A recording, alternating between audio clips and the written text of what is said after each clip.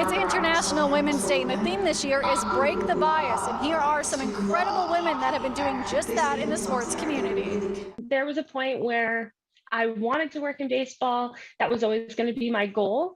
But I found myself almost like talking myself down of that goal. Just a few months ago, Jamie Vieira became the Blue Jays' first female coach when she was hired as their minor league hitting coach, a moment she wasn't sure would ever happen. And there were definitely times where I thought, I'll just play it safe and I'll have a backup plan in a sense. And thankfully, I don't have to do that anymore.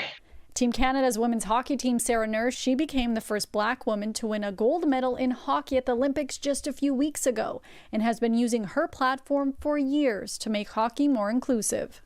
The on-ice achievements are things that we dreamed about as little girls. I've always wanted to go to the Olympics and win a gold medal, but I think that our legacies and what people are going to remember about us is the contributions off the ice. Kim St-Pierre, she became the first female goaltender to be inducted into the Hockey Hall of Fame in the fall. To be the first goalie, I didn't even realize. I was just so excited. It's quite the honor to lead the way because there's so many great goalies all over the world, especially in Canada.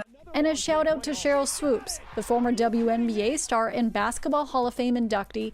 She was the first woman to give birth at the peak of her career and come back and play the game. This was almost 2 decades ago. It was something that was unheard of, but paved the way for so many women to not have to choose between being a mom or an athlete. To be able to give birth to another being, right? And your body go through so many different crazy changes and things, and to come back and play basketball at an incredible high competitive level. What I hope that did in that time and even today is just show women that we can be great at so many things and not have to make sacrifices and choose one over the other.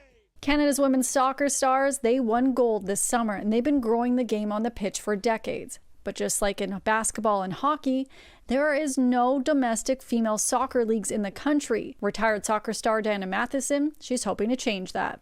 I'm working with a great group of people and the right soccer minds and business minds and women's sports minds in Canada. And we're going to start really, researching this and building a plan to move forward.